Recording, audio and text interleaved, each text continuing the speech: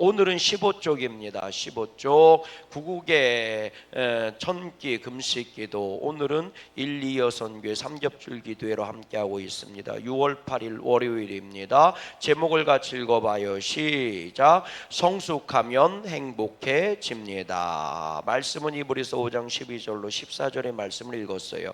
사람들은 행복해지기를 원합니다. 행복해지기 위해 정말 열심히 살아갑니다. 그러나 많은 사람들이 행복하지 못합니다. 왜일까요?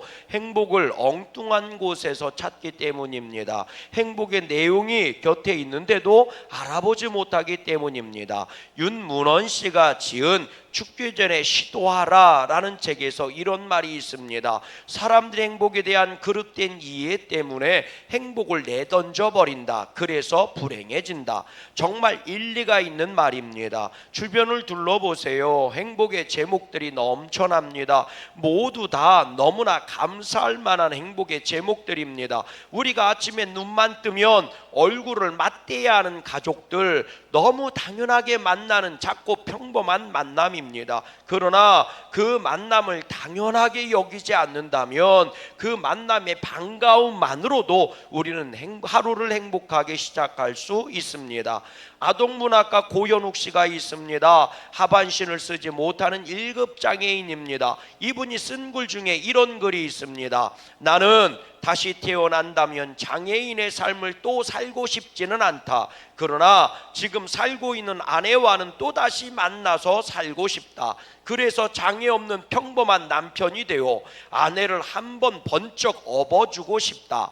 무거운 시장 바구니도 함께 들어주고 싶다. 높은 곳에 있는 물건도 손수 내려주고 싶다. 형광등도 갈아주고 싶고, 아내 장바구니 들어주고 형광등을 갈아 끼워주고 한번 번쩍 업어주기도 하는 그런 모든 것들이 당연한 것이 아니라고 하는 것을 알 수 있다면 우리는 그 속에서 행복을 느낄 수 있을 것입니다. 사실 우리들은 행복을 찾아 여기저기를 돌아다니는데 이미 하나님께서는 행복을 우리 삶에 허락해 주셨어요. 행복은 파랑새 찾아 돌아다니는 사람이 아니라 내 주변을 살펴보는 사람들입니다. 사실 우리가 행복하지 않은 것은 행복이 나에게 찾아오지 않기 때문이 아니라 하나님이 나에게 주신 행복을 발로 뻥뻥 차버렸기 때문인 거예요. 이미 성경은 시작부터 그렇게 시작이 됩니다. 하나님께서 사람들의 복됨과 행복을 위해서 에덴 동산을 창설하시고 그 안에 살게 해주셨어요.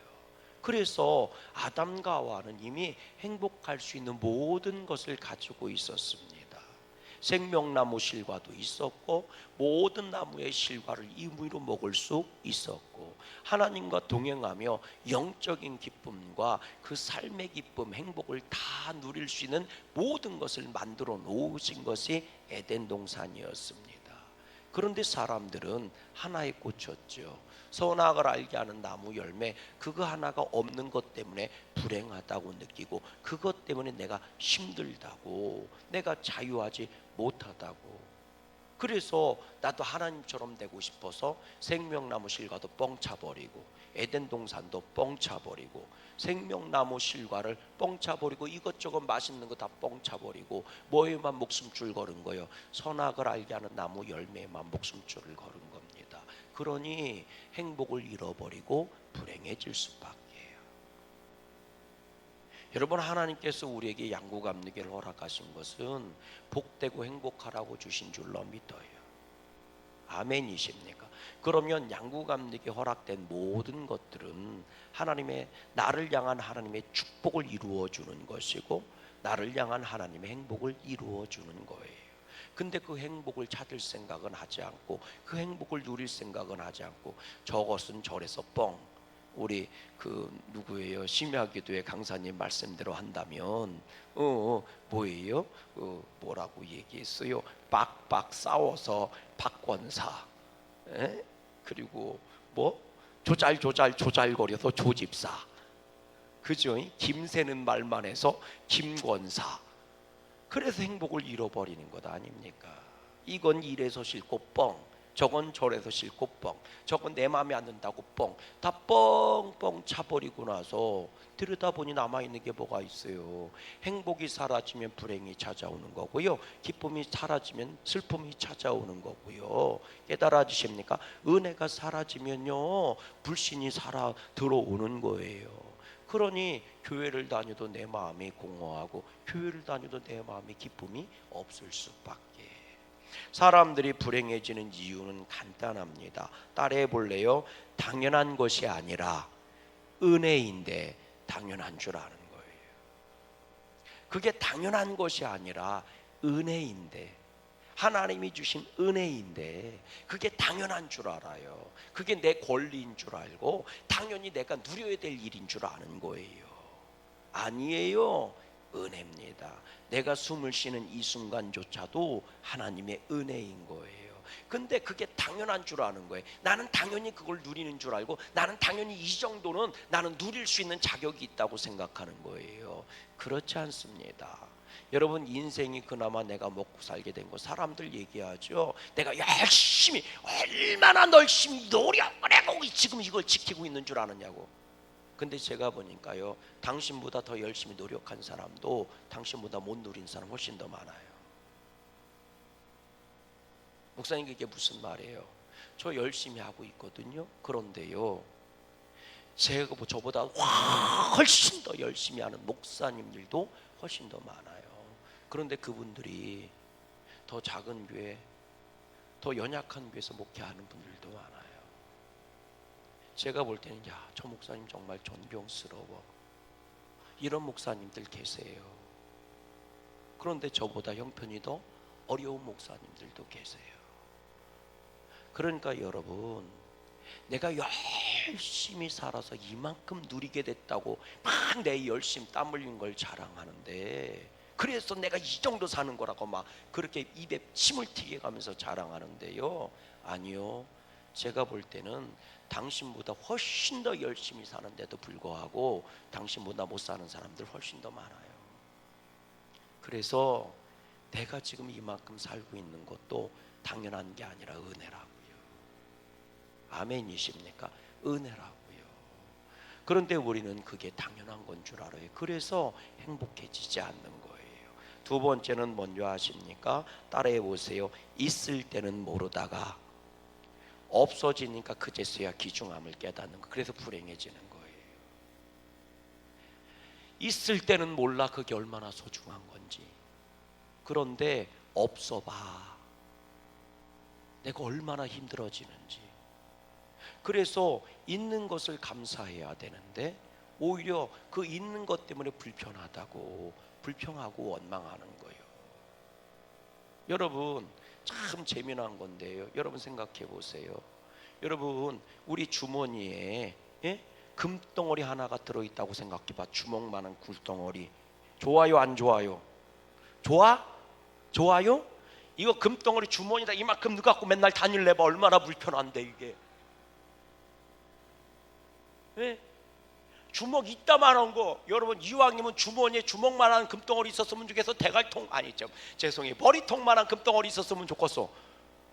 머리통만한 금덩어리 있었으면 좋겠지. 머리통만한 금덩어리 주머니에다 넣고 다녀봐. 이게 얼마나 불편한데 이게. 이 머리통만한 이 금덩어리 주머니에 넣고 다니는 게 불편해갖고, 하나님, 나는 금덩어리 머리통만한 것 때문에 불편해 죽겠어. 그러니까 주먹만한 거로 바꿔주세요. 그럴 사람 한 명이라도 있어 없어? 그런데 왜 내 옆에 그 사람이 한두 가지 불편하다고 그 사람 사라졌으면 좋겠다고 얘기하는데, 그 사람이 없는 것보단 그래도 있는 게 나아서. 뭔 말인지 알아들어야 되는데, 있을 때는 모르다가 없어지니까 그제서야 눈물을 흘리는 사람, 그래서 불행해지는 거예요. 세 번째로는 따라해 볼래요? 오늘 내가 누리는 것이 누군가에게는 소원일 수 있다는 걸 잃어버린 거예요.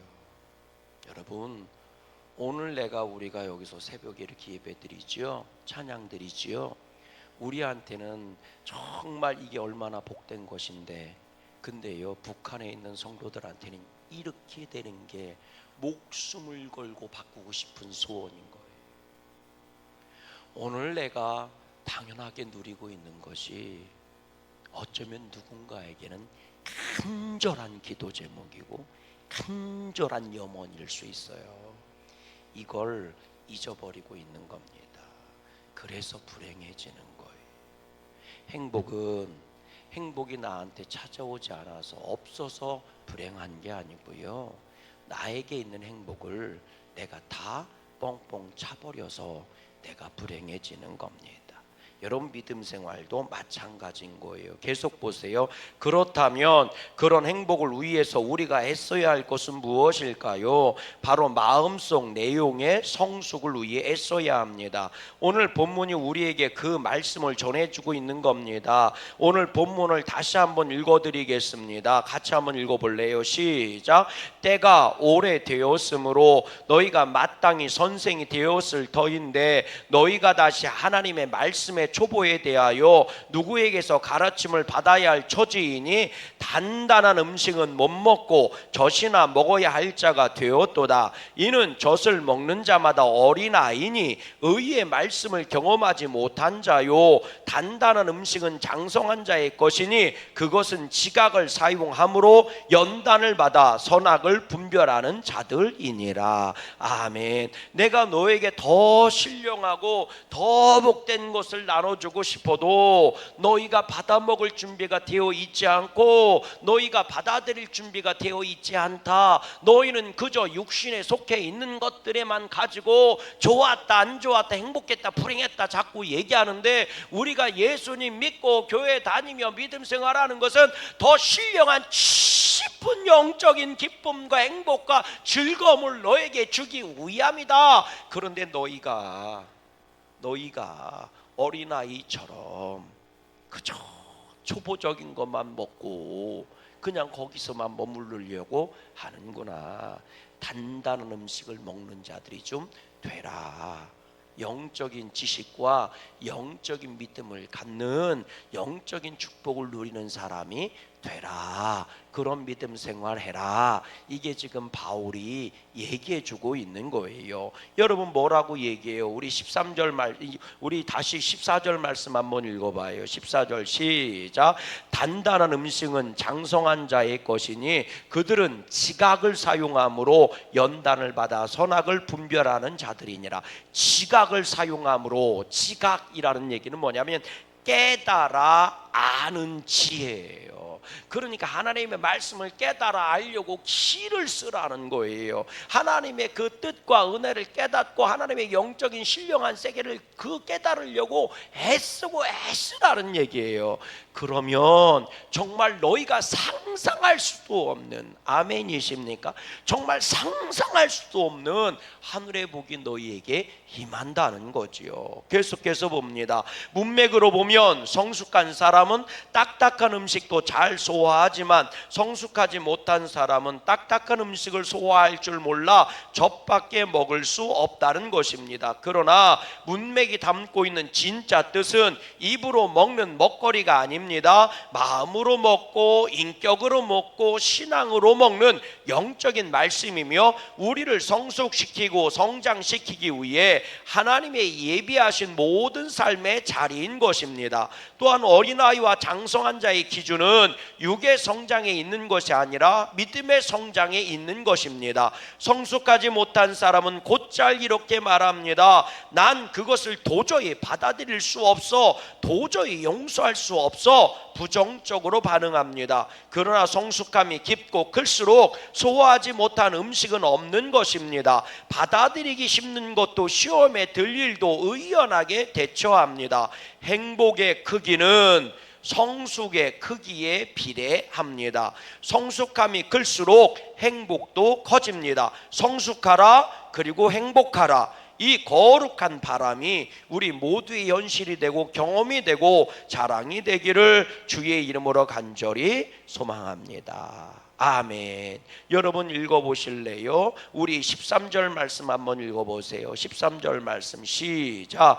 이는 젖을 먹는 자마다 어린아이니 의의 말씀을 경험하지 못한 자요. 요걸 이렇게 바꿔볼까요?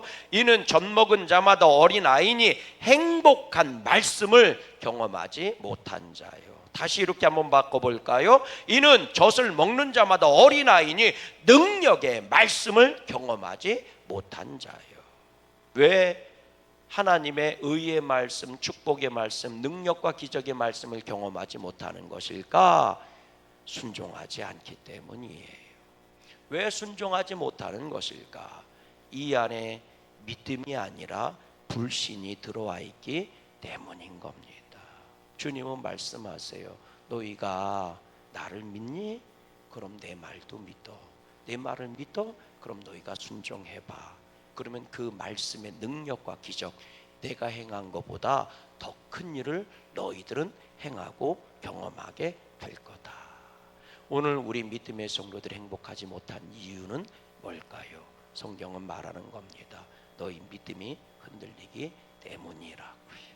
그 말씀의 순종함이 더 복된 길로 인도하고 하나님의 복이 여러분들의 행복이 되는 복 있는 성도들 되기를 주님의 이름으로 소망합니다. 함께